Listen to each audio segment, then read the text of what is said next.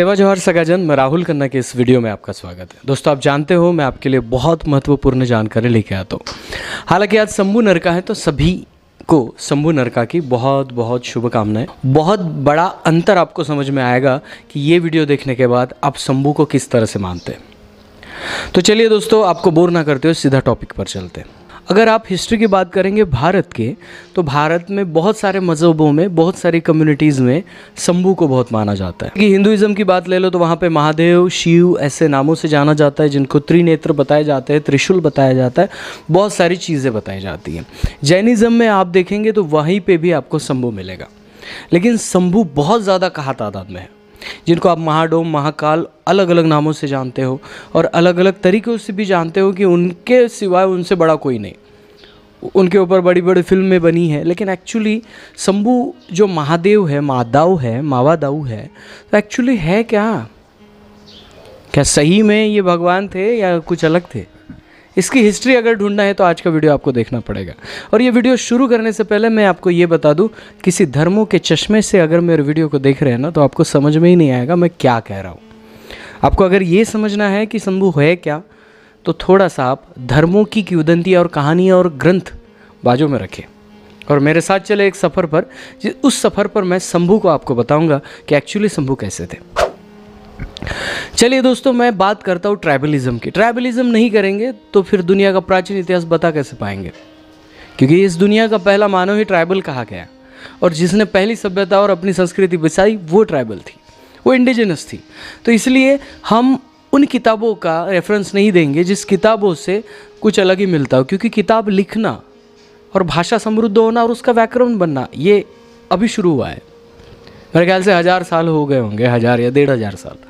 उसके पहले का क्या कल्चर था, उसके पहले के कल्चर में शंभू कैसे थे। मैं शंभू बार बार ये नाम यूज़ कर रहा हूँ, तो किस लिए यूज़ कर रहा हूँ, ये सभी चीज़ें यहाँ पे क्लियर हो जाएंगी।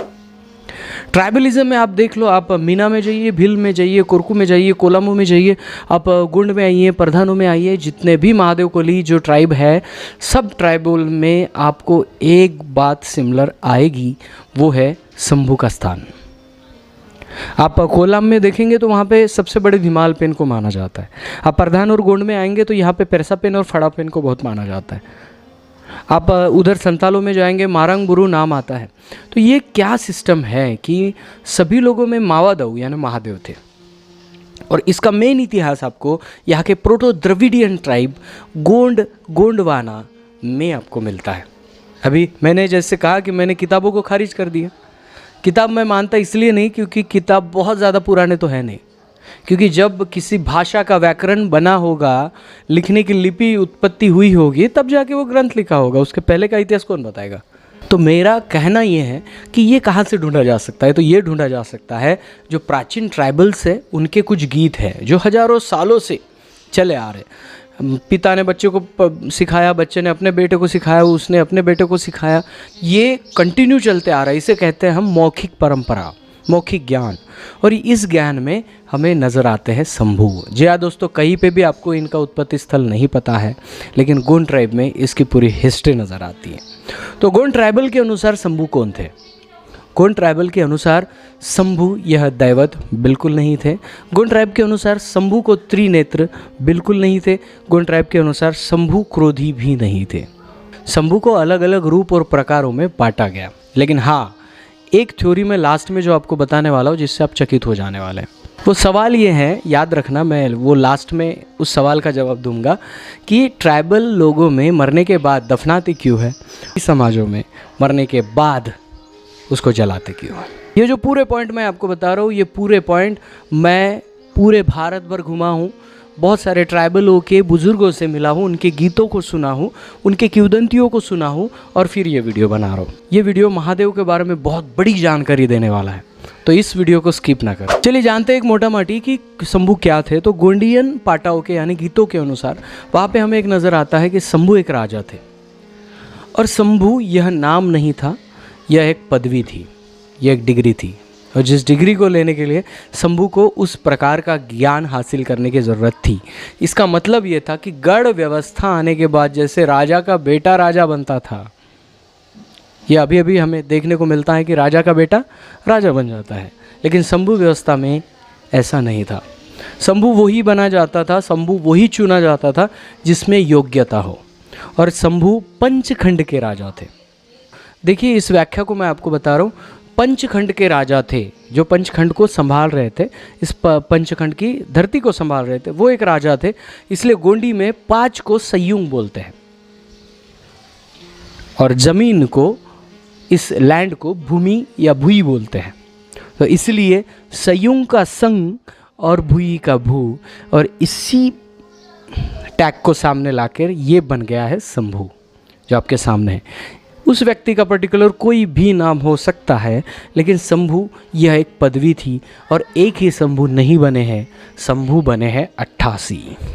याद रखना मेरी बात, 88 शंभु बने हैं। और मेरे ख्याल से, मेरे नज़र से शंभु बहुत सारे अलग अलग एरियाज़ में रहे हैं।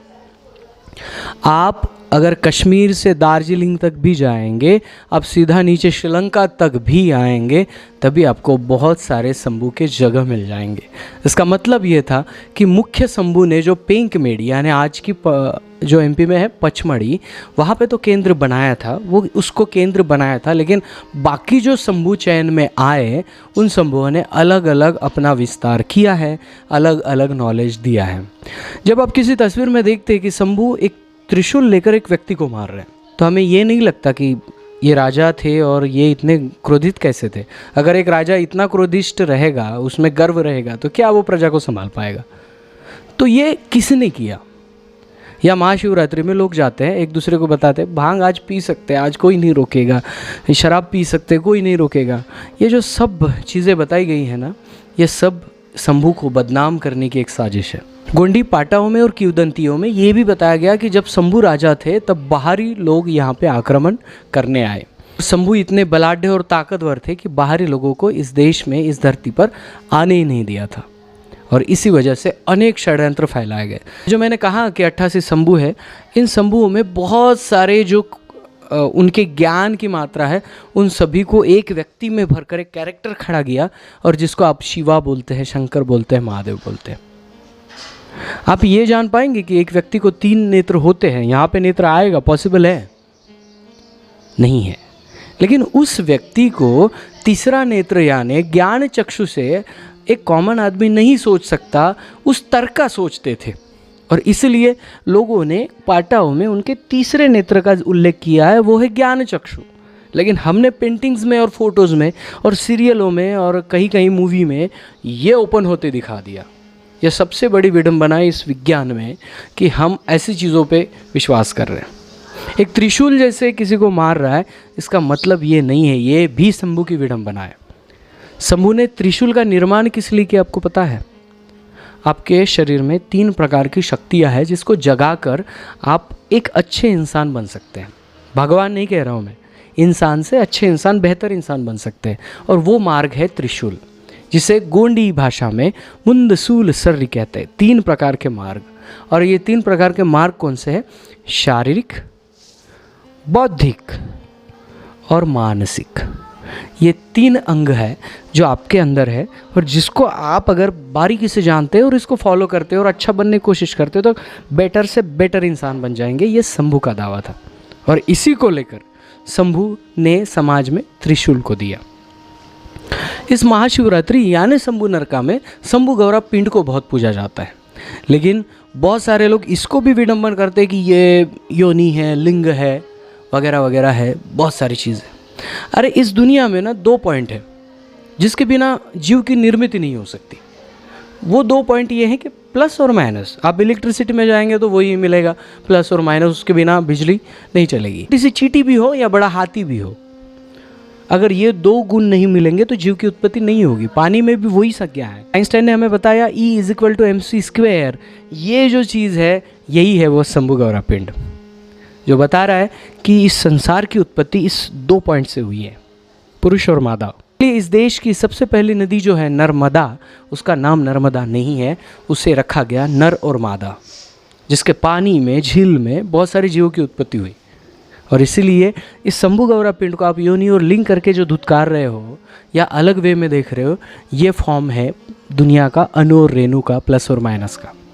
जैसे आप इलेक्ट्रॉन, न्यूट्रॉन, प्रोटॉन भी कहते हैं, ये अलग अलग चीज़ें वहाँ से निकल के आती है, उसका एक डिटेल वीडियो बनेगा। अभी हम सीधा बात करते हैं शंभू की। शंभू की व्यवस्था कैसी थी? शंभू के व्यवस्था में न्याय व्यवस्था बहुत ज़ोरदार थी। शंभू जो चुन के आते थे उसका एक अलग निर्णय था, जो कि शॉर्ट में आपको बताऊंगा। गांव में एक पंच व्यवस्था होती है, जो कि गांव के 4-5 लोग मिलके वो चलाते हैं कि गांव की कोई भी समस्या हो वो छुड़वा लेते हैं। अगर वहीं पे नहीं छुड़ता तो 12 गांव का एक गड़प होता है, वहाँ जाके छुड़वाई जाती है। अगर वो भी नहीं होता तो 40 गांव का एक कमेटी होती है, वहाँ जाके छुड़वाया जाता है। लेकिन वो 40 गांव का एक परगना बनता है, तो ऐसे 52 जो परगने होते हैं उसका एक कोड बनता है, तो वहाँ पे जाते हैं। उसमें वहाँ पे नहीं छूटा तो ऐसे अनेक कोटों का एक कोर संभाग बनता है, और वो ऐसे 4 कोर संभाग के जो मुन्नेवाल या मुरसेनाल है वो मिलकर शंभू का चयन करते थे। देखिए आप, गांव level, taluka level, district level, high court level, supreme court level, ये जो आज हमें दिख रहा है संविधान में, ये हज़ारों वर्ष पूर्व शंभू व्यवस्था में था। और तभी जाके एक शंभू का चयन होता था, तभी जाके लोग उनको चुन के देते थे शंभू को कि हाँ ये शंभू बनने योग्य है, इनकी योग्यता है। क्योंकि बहुत सारी चीज़ें हैं, उनके पास बहुत ज्ञान था।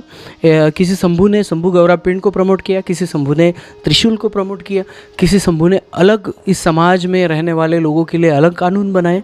ऐसे शंभू व्यवस्था चलती आ रही थी। और उसके बाद हमें दिखता है कि शंभू व्यवस्था में ही हमें हड़प्पा काल मिल जाता है।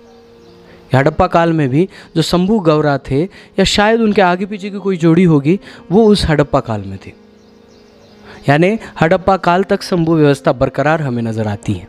और इसीलिए शंभू कोई चमत्कारी पुरुष नहीं थे, शंभू एक ज्ञानी पुरुष थे जिनको हमें समझना है। और ये भी बात आपको बता दूं कि हर जो शंभू होते हैं उनके लिए क्राइटेरिया होता था। वो क्राइटेरिया ये है कि वो बहुत सारे विद्याओं का पालन करे या उसमें पारंगत हो, जैसे कि तंद्री, जोग, भाला, लाठी, ऐसे जो भी प्राचीन विद्याएं हैं जिसको सीखना उस शंभू को बहुत अनिवार्य था। और वो सीखने के बाद ही वो शंभू बनते हैं। इसका मतलब ये है कि तंद्री जो जोग आप एकाग्रता और ध्यान बताते हैं ना, मॉडर्न स्टाइल में हम लोग बोलते हैं मेडिटेशन में, वही सब चीज़ें विपश्यना और ये सब चीज़ें इसमें इनबिल्ट है कि ये सब चीज़ें शंभू काल में हुआ करती थी और शंभू उसमें तत्पर होते थे। और यही वो गणतंत्र व्यवस्था थी, जिस गणतंत्र व्यवस्था को जयपाल सिंह मुंडा जी ने संविधान सभा में कहा था कि ट्राइबलों को गणतंत्र व्यवस्था सिखाने की ज़रूरत नहीं है, उनसे सीखने की ज़रूरत है।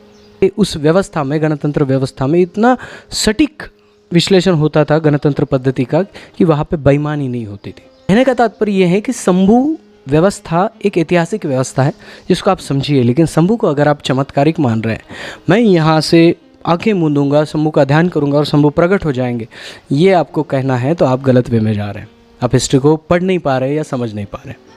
शंभू एक ऐसे व्यक्ति थे जिन्होंने इस गणतंत्र भारत की नींव बसा दी है। और शंभू जो 88 शंभू हुए, उन शंभुओं का अलग अलग योगदान यहाँ पे रहा है। आप मानेंगे नहीं मानेंगे वो आपके ऊपर है, क्योंकि ये वीडियो मैं पूरे गोंड ट्राइब की हिस्ट्री के ऊपर बना रहा हूँ और आज तक जितना मैं घुमा हूँ, जितना समझ चुका हूँ, वही थ्योरी आपको बता रहा हूँ। मानना ना मानना आपके ऊपर है। से ये 4 से 5 साल पहले की बात है, जब मैं मेलघाट क्षेत्र के बहुत डीप एरिया में चला गया था। तब जाके मुझे एक दादी मिली थी, जो दादी पाटा गा रही थी। तो मेरे ख्याल से 100 साल के करीब वो दादी थी। और उन दादी ने ये बताया कि मैंने सवाल में ये सवाल कर दिया कि दादी, हम लोग जो ट्राइबल लोग होते हैं वो दफनाते हैं और जलाते नहीं हैं, तो इसका रीज़न क्या है? तो वो दादी ने एक सवाल, एक किंवदंती मेरे सामने रख दी और वो बहुत इम्पॉर्टेंट है। चलो इस किंवदंती को सुनकर कोई मानेंगे नहीं मानेंगे वो अलग की बात है, लेकिन जो मैंने सुना है वो आपके कानों तक पहुंच जाए। वो ये थी कि दादी ने कहा कि शंभू व्यवस्था में बाहरी लोग आते थे, आक्रमण करते थे, शंभू उनको हरा देता था। ये बहुत दिनों तक चला और उसके बाद वो लोग शंभू के पास आए और शंभू के पास आने के बाद उन्होंने प्रस्ताव रखा कि हमें भी इस ज़मीन पर रहना है, हम भी यहाँ के नागरिक बनना चाहते हैं। तब शंभू ने सबसे बड़ी शर्त ये रखी कि मैं राजा हूँ तो आप रह सकते हैं यहाँ पे, अगर आप प्यार से सद्भावना से रहते हैं तो आपको रहने की इजाज़त दी जाएगी। लेकिन शंभू ने एक यहाँ पे महत्वपूर्ण उद्देश्य उनको बताया कि ये कहा कि ये जो ज़मीन है वंशी मूल निवासी लोगों की है और इस ज़मीन पर, इस जल जंगल ज़मीन पर अधिकार उनका ही रहेगा। तो इसलिए आप में कोई भी कर्म होता है, कुछ भी होता है, या आप में किसी व्यक्ति का देहांत भी होता है, तो आपको ज़मीन में दफनाने का हम अधिकार नहीं देंगे। और यही बात उस दादी ने मुझे बताई। दादी ने ये भी कहा था कि ये जो मीटिंग हुई, इस मीटिंग के बाद उन लोगों ने शंभू को भोजन का आग्रह किया, और जब शंभू ने उनका भोजन ग्रहण किया तब वो बेशुद्ध अवस्था में चले गए और वो पेंग मेड़े में थे। तो लोग रोते रोते रोते हुए शंभू को मिलने जा रहे थे कि शंभू हमारे क्या मर जाएंगे, शंभू हमारे क्या हमें छोड़ जाएंगे, ऐसे करके लोग रोते रोते हुए जा रहे थे। और 13वें दिन शंभू को होश आया, और उसी दिन को हम कहते हैं महाशिवरात्रि, शंभू नरका। और आज जानना है तो एमपी के पचमढ़ी में जाइए, जो गाने गाते हुए लोग जाते हैं, आज भी उस गाने में रोने का स्वर आता है। ये हिस्ट्री किताबों में नहीं है, लेकिन ये हिस्ट्री पाटाओं में, गीतों में, किंवदंतियों में है। इस हिस्ट्री को सही तरीके से प्रेजेंट आज तक किसी ने नहीं किया, और इसलिए इस शंभू नरका की सभी को बहुत बहुत बधाई, बहुत बहुत सेवामान करता हूँ। आप जाइए शंभू से मिलने, लेकिन सही विचारधारा और सही सोच लेके जाइए, इतिहास और ज़्यादा मिलेगा।